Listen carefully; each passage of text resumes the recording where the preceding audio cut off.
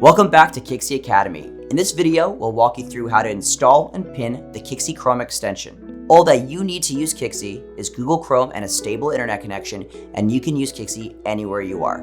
Now, let's open Chrome on your computer and let's get started. First things first, let's go ahead and download your Kixie Chrome extension.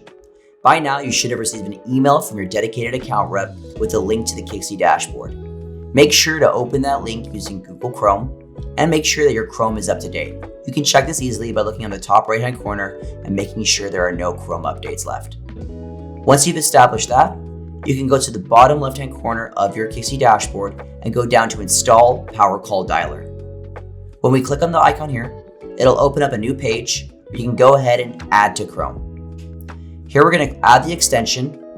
It's going to automatically download the extension to your Chrome, and we're going to click on the little outline of a puzzle piece on the top right and pin the Kixie dialer here so you can easily access it by just double clicking on it and populating the dialer. Now, all that's left to do is sign in with your email and your password, and you're ready to start dialing today. That's it for now. Need help? Your reps got you covered. Or reach out to our live chat support. Thanks.